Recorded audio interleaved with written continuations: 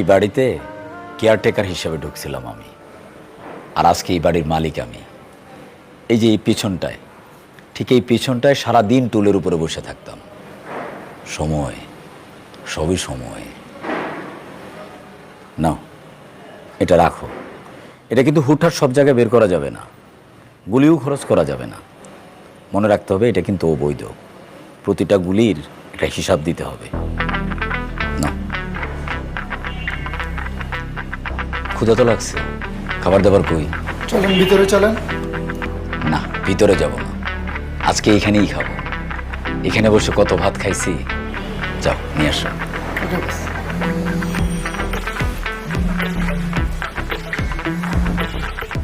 বড় ভাই, সালাম আলাইকুম।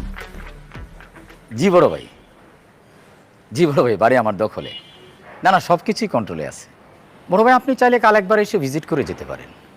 জি বড় ভাই, আমার মনে হয় কি কোর্টের পারমিশনের অপেক্ষা না করে আমরা কাল সকাল থেকে বাড়ি ভাঙার কাজ শুরু করে দিতে পারি, তারপরে যা হওয়ার হবে। জি বড় ভাই। ও মা গো, কি বলে?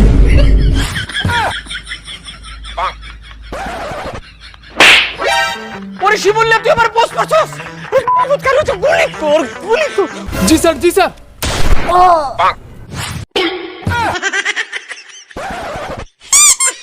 আরে আমারে না, শিমুলের গুলি কর, গুলি কর।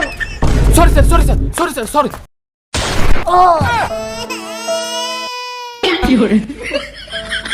তুই গুলি কর লাগতো না, আমার হসপিটালে নিয়ে চল।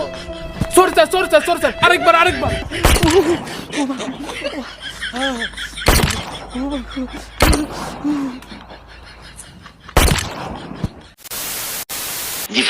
ও মা গো, ওরে শিমুল্লা,